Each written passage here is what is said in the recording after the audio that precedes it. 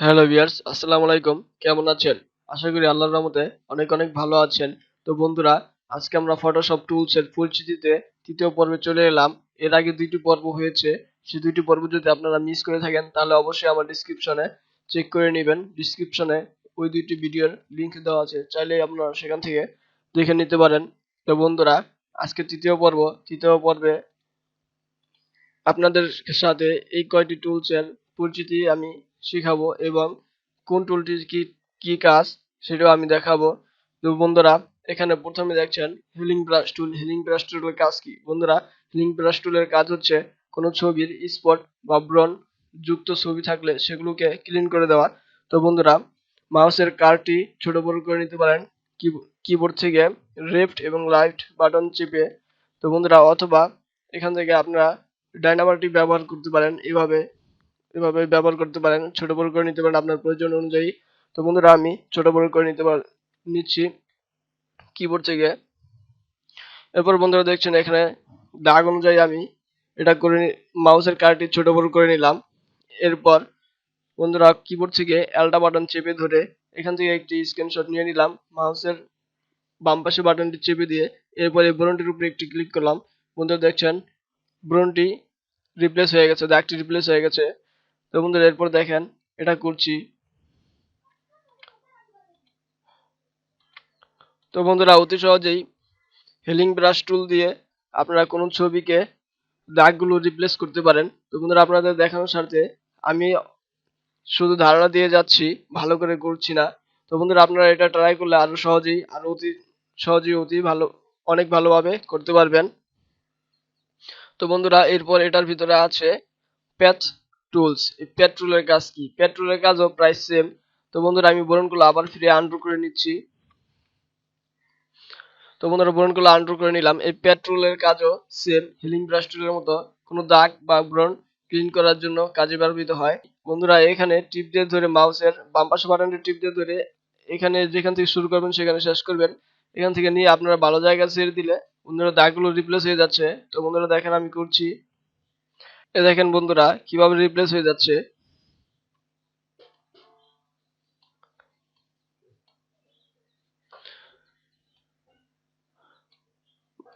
ভালো জায়গা থেকে স্ক্রিনশট এনেও আপনারা দিয়ে এখানে ব্রণের উপর বা দাগের উপর ছেড়ে দিলে আপনার দাগগুলো রিপ্লেস হয়ে যাবে। তো বন্ধুরা, এরপর আছে ব্রাশ টুল। ব্রাশ টুলের কাজ কি? বন্ধুরা, এখানে দেখছেন ছবিতে কিছু কিছু জায়গায় কালো আছে আর এদিকটা হোয়াইট আছে। তো বন্ধুরা, আমি এখান থেকে এই পেন টুলটি দিয়ে এখান থেকে আমি কালার সিলেক্ট করে নিলাম। এরপর বন্ধুরা, ব্রাশ টুল দিয়ে আমি যদি এখানে ঘষি বন্ধুরা, সেই কালারটি এখানে চলে আসবে। বন্ধুরা দেখছেন ছবিটা একটু পরিষ্কার হচ্ছে। আপনারা চাইলে এখান থেকে ফ্লোর এবং অপাসিটি আপনারা কমিয়ে বাড়িয়ে নেবেন আপনাদের প্রয়োজন অনুযায়ী। তো বন্ধুরা দেখেন ছবিটা একটু ফর্সা হচ্ছে। এভাবে আপনারা যে কোনো ছবিকে আপনারা এডিট করে নিতে পারেন।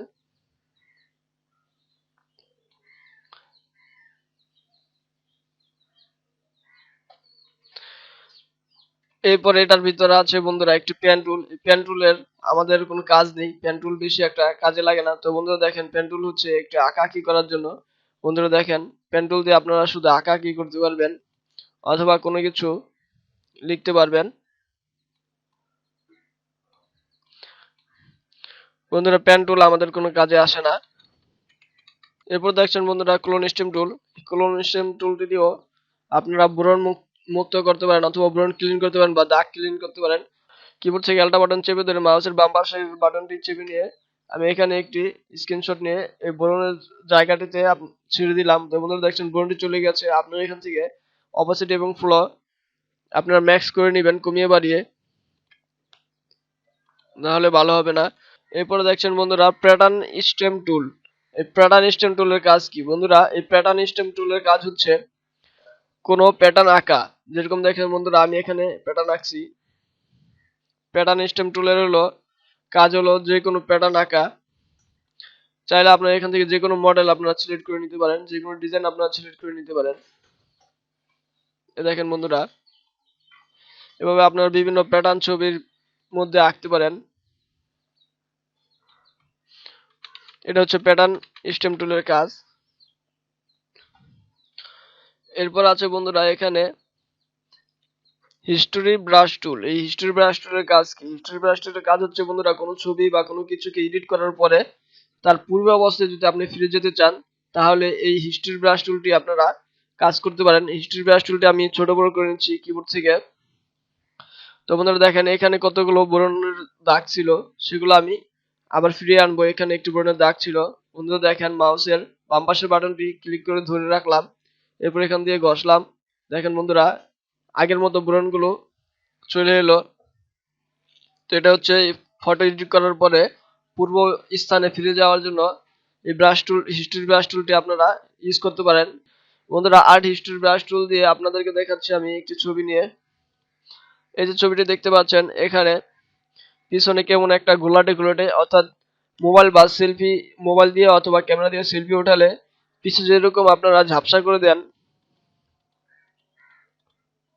ফোকাস দেন, তো এরকম ফোকাস বা পিছের ব্যাকগ্রাউন্ডটাকে আপনারা এরকম ঝাপসা করে নিতে পারেন। এখান থেকে টলারেন্স আপনারা চাইলে কমিয়ে বাড়িয়ে নিতে পারেন, অপাসিটি কমিয়ে বাড়িয়ে নিতে পারেন। কমিয়ে নিয়ে আপনাদের প্রয়োজন অনুযায়ী আপনারা এইভাবে এরকম ফোকাসের মতো যে কোনো ছবির ব্যাকগ্রাউন্ডকে আপনারা করে নিতে পারেন, ফোকাস দিয়ে দিতে পারেন বা ঝাপসা করে নিতে পারেন। এটা হচ্ছে আমাদের আর্ট হিস্ট্রি ব্রাশ টুলের কাজ। তো এরপরে আছে বন্ধুরা এখানে ইরেজার টুল। ইরেজার টুল কি কাজে লাগে বন্ধুরা? ইরেজার টুল হলো আমরা যে কোনো ছবির ব্যাকগ্রাউন্ডকে মোছার জন্য কাজে লাগে। ছবির ব্যাকগ্রাউন্ডকে মোছার জন্য এই ইরেজার টুলটি কাজে লাগে। এই ইরেজার টুল দিয়ে আমরা ছবির ব্যাকগ্রাউন্ডটি ক্লিন করতে পারবো। দেখেন বন্ধুরা এক কালার ব্যাকগ্রাউন্ড দিলাম, আমার এখানে ব্যাকগ্রাউন্ডে রেড কালার দেওয়া আছে, রেড হয়ে যাচ্ছে। তো বন্ধুরা এই ইরেজার টুলটির অনেক কাজ। আপনারা যখন ছবি এডিট করবেন চুলের পাশ দিয়ে দেখবেন ব্যাকগ্রাউন্ডটি রিমুভ করলে চুলের পাশ দিয়ে কিছু কিছু ব্যাকগ্রাউন্ড থেকে যায়। সেই ব্যাকগ্রাউন্ডগুলো আপনারা এইভাবে মাউসের কার্টা ছোট বড় করে নিয়ে, ইরেজারের আইকনটি ছোট বড় করে নিয়ে এইভাবে সাইড দিয়ে ঘষে আপনারা ব্যাকগ্রাউন্ডগুলো পরিবর্তন করে নিতে পারেন। এরপর আছে ব্যাকগ্রাউন্ড ইরেজার টুল। এই ব্যাকগ্রাউন্ড ইরেজার টুল দিয়ে আপনারা এটা দিয়েও আপনার ব্যাকগ্রাউন্ড রিমুভ করতে পারেন। দেখেন বন্ধুরা ব্যাকগ্রাউন্ডটি হোয়াইট হয়ে যাচ্ছে, অর্থাৎ এই ব্যাকগ্রাউন্ডটা সম্পূর্ণ হোয়াইট হয়ে যাবে। ব্যাকগ্রাউন্ড মুছে ব্যাকগ্রাউন্ডের কালার মুছে দিবে, এটা দিয়েও ব্যাকগ্রাউন্ড রিপ্লেস করা যায়। এই হচ্ছে ব্যাকগ্রাউন্ড ইরেজার টুলের কাজ। বন্ধুরা এরপর আছে ম্যাজিক ইরেজার টুল। এই ম্যাজিক ইরেজার টুলের কাজ কি? ম্যাজিক ইরেজার টুলের কাজও বন্ধুরা সেম, ব্যাকগ্রাউন্ডটা রিপ্লেস করে দিবে। দেখেন বন্ধুরা এক ক্লিকে আমি সম্পূর্ণ ব্যাকগ্রাউন্ডটা রিপ্লেস করে নিলাম। ছবিটা বড় করে দেখাচ্ছি, দেখেন বন্ধুরা। আবার আনডু করলাম, দেখেন বন্ধুরা ম্যাজিক ইরেজার টুলের কাজ হলো এক ক্লিকে সম্পূর্ণ ব্যাকগ্রাউন্ডটি রিপ্লেস হয়ে যাবে। বন্ধুরা দেখেন এখন চাইলে আপনারা এখান থেকে ছবিটা গ্রুপ করে অন্য কোনো পেজে নিয়ে আপনারা কাজ করতে পারেন। এই হচ্ছে ম্যাজিক ইরেজার ব্যাকগ্রাউন্ড টুলের কাজ। গার্ডেন টুলের কাজ কি? গার্ডেন টুলের কাজ বোঝানোর স্বার্থে বন্ধুরা আমি আপনাদের একটি নিউ পেজ ওপেন করে নিচ্ছি।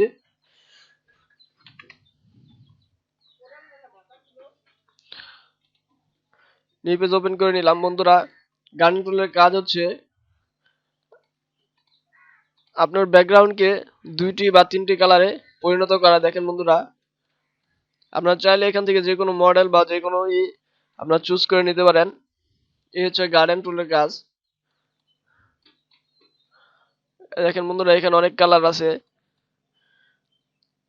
চাইলে আপনি এখান থেকে এই নরমাল মোড থেকে অন্য অন্য মোডেও আপনি সিলেক্ট করে এখানে নিয়ে দিতে পারেন, দেখতে পারেন। তো বন্ধুরা এই হচ্ছে গার্ডেন টুলের কাজ। এরপর আছে বন্ধুরা প্রিন্ট বাকেট টুল। এই প্রিন্ট বাকেট টুলের কাজ কি? প্রিন্ট বাকেট টুলের কাজ হচ্ছে যে কোনো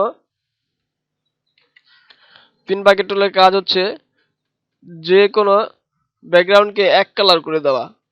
দেখেন বন্ধুরা যে কোনো ব্যাকগ্রাউন্ডকে এক কালার করে দেওয়া। তো আমার এখানে ফোরগ্রাউন্ড কালারটি এই কালারটি দেওয়া আছে, তো এই কালারটি সিলেক্ট হয়ে গেছে। এখন আমি যদি এই ফোরগ্রাউন্ড কালারটি যদি নীল দিতে চাই, কিবোর্ড থেকে এক্স বাটন চাপ দিলেই ফোরগ্রাউন্ড এবং ব্যাকগ্রাউন্ড কালারটি উপরে নিচে হয়ে যাবে। তো বন্ধুরা দেখেন যে কোনো এক কালার করে দেওয়া। আপনি এখান থেকে চাইলে অন্য কোনো কালার সিলেক্ট করে দিতে পারেন। দেখেন বন্ধুরা সেই কালারটি এখানে এসেছে। এই হচ্ছে বন্ধুরা প্যাটার্ন ব্যাকগ্রাউন্ড টুলের কাজ। তো বন্ধুরা আজকে এই পর্যন্ত থাক। পরবর্তী টিউটোরিয়ালে আমি এগুলো এই টুলগুলো নিয়ে আলোচনা করব। বন্ধুরা এক টিউটোরিয়ালে এতগুলো টুলস এর ব্যবহার দেখানো সম্ভব না, তাহলে টিউটোরিয়ালসটি অনেক বড় হয়ে যাবে। বন্ধুরা আপনাদের যদি কাজটি দেখে ভালো লাগে তাহলে অবশ্যই লাইক কমেন্ট সাবস্ক্রাইব করবেন এবং আপনার বন্ধুদের শেখানোর জন্য শেয়ার করে দিবেন। পরবর্তী টিউটোরিয়ালের আমন্ত্রণ জানিয়ে বিদায় নিচ্ছি।